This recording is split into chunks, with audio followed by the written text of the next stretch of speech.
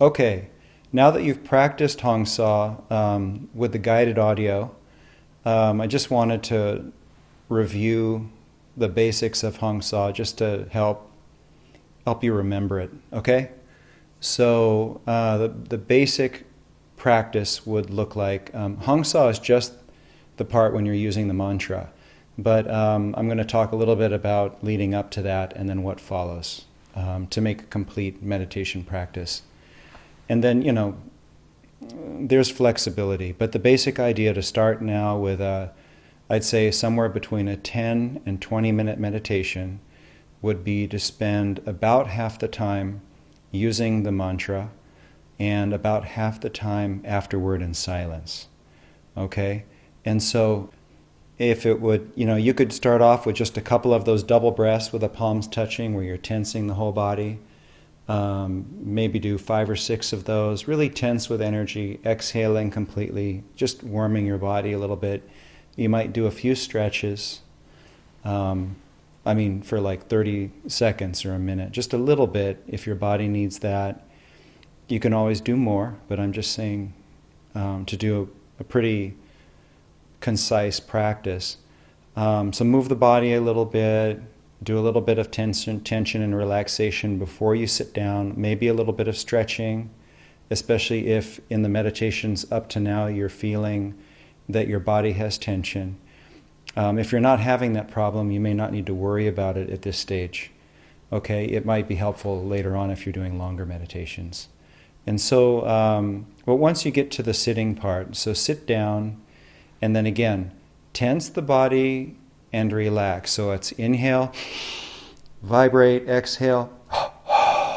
Do that 2 or 3 times and do the inhalation real deep, do the exhalation very completely, emptying the air, the old air from the lungs.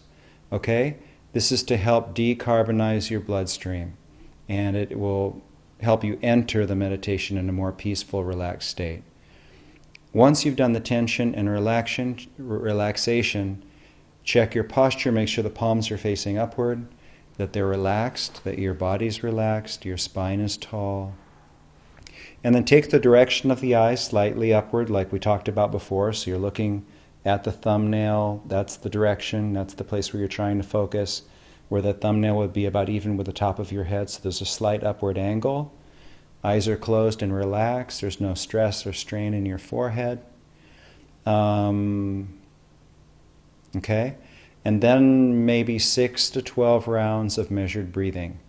The inhalation, holding, and exhalation are all the same length of time, just mentally counting. And in the beginning, that would be more of a deep diaphragmatic breath and a little more physical, like in the first few rounds. And you're looking for that long, steady, smooth, relaxing feeling. You don't want to be holding the breath to the point where you feel like you're straining. That's counterproductive. So choose a count that you can do for all 3 legs of the breath that feels relaxing, and it just feels harmonious with where you are at that moment. You can always adjust it to make it fit your energy that day. And so you're doing the measured breathing. As you move toward the last few times when you're using that measured breath, allow it, or you'll see, naturally it will become more inward, it will become more relaxed, and it will become less physical and more quiet. And you'll know when to let it go. And then take a normal breath. Exhale completely, emptying the lungs. And if you want to, you can exhale like this.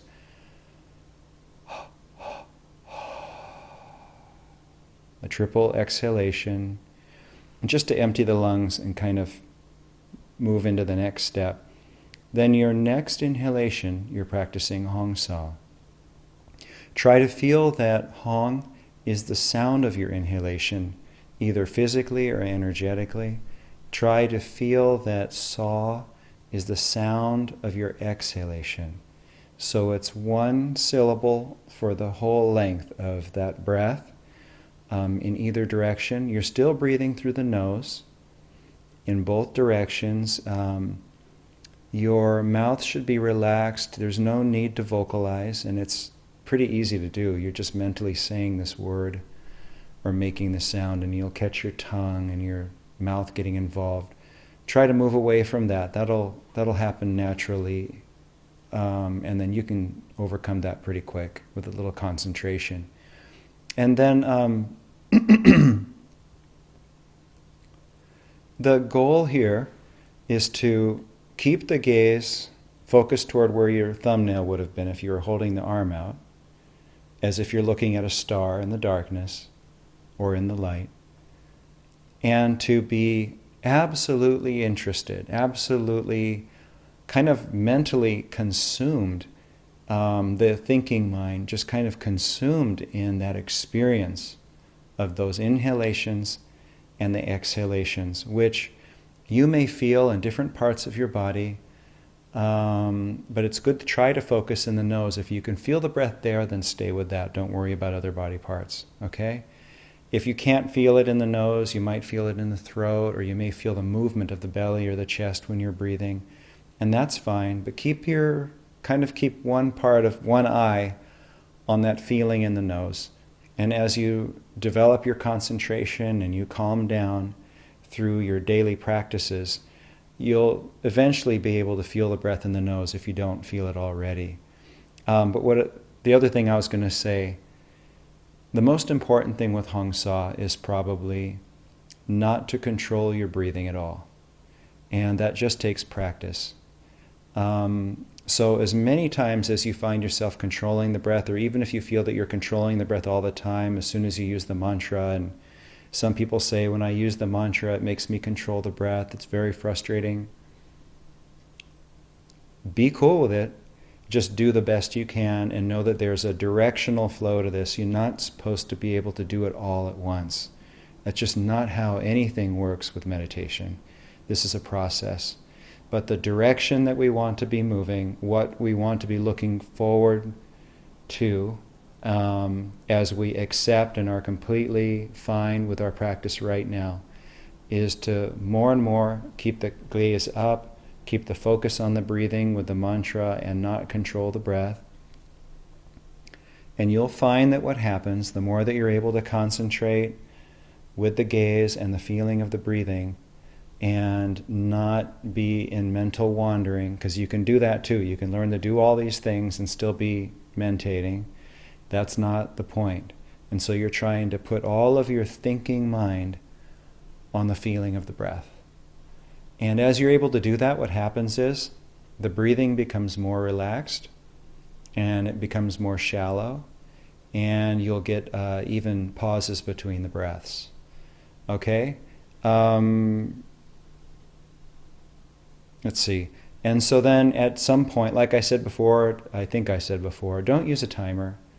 You can use a timer for the final part for the ultimate length of your meditation if you need to make sure you don't go too long and you're late for an appointment. But for that break between the Hongsau and then going into the stillness or the silence, just go by feel. What happens with Hongsau as you progress, you'll see that the breathing will calm down, and over time, it could take a long time or it could be soon, you'll start to experience gaps in between the breaths.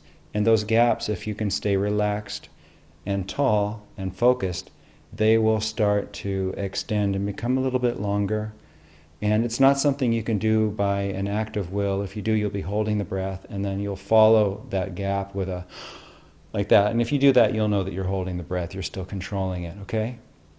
But you can kind of relax, and it's a good thing to test. If you feel really calm, just practice letting the exhalation go and just pause momentarily and try to feel in your body. The body is creating that next inhalation, that you're not just doing it out of habit. That's a good thing to do. And then get to where you feel as peaceful as you believe that you're going to be able to get with the Hongsau experience, and you're about somewhere near the halfway mark in your meditation. And then just take a normal breath and do that triple exhalation, emptying the lungs once more.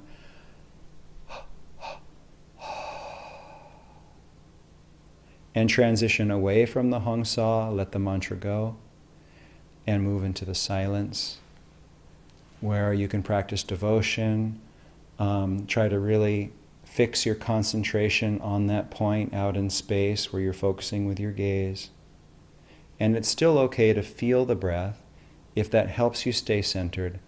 This is the more loose, creative part of your practice. This is not about techniques. This is really about the heart feeling within you, the enthusiasm, devotion, gratitude, sincere desire for truth or for inner guidance, a deeper relationship with yourself or God. That's kind of all wrapped up in that silent area. We've talked a little bit about that already, so I'm not going to go into it now. And then it would be good to end your meditation with, you're feeling peaceful, hopefully you're feeling centered, and to share that with others in some way. Think of whomever comes into your mind that you'd like to pray for, and just visualize them in the light. You don't have to use words unless you want to. Or visualize the light of peace in your heart expanding into your family and your friends and your community and your coworkers. And even to include people that you may not know, people that may not consider themselves your friends, people on other spiritual paths or traditions or belief systems. Just try to feel a connection, a oneness, and a harmony with all radiating from your heart. Everything that brings us to meditation will be served. Every goal that would bring you to a meditation course like this will be served by that kind of an energy, if that sounds reasonable, or if that sounds like something that you'd like to develop. Right at the end of the meditation is a really good time to do that. The other thing is, remember, as you're practicing the finger, when you're practicing the Hongsau part of your meditation, the right index finger, just very gently inhaling, curling, exhaling, relaxing, only while you're using the mantra. When you drop the mantra, let it go. If this becomes distracting, then just forget about it. If you find that it's hard to keep your mind on the feeling of the breath, practicing the mantra, then use this. It should help you. And you'll just have to experiment to see if it works for you or not. But in these beginning stages, I think it's very good to try it, okay? Because when you're more restless or you're finding that you're really having a challenging meditation experience, this is a good tool to give your mind one more thing to do and to keep it focused and stay on track instead of wandering off into other areas. Okay, so that's just a quick overview. I don't think I'm forgetting anything. That's good for now. So there's an overview of the basics of practicing the Hongsau technique.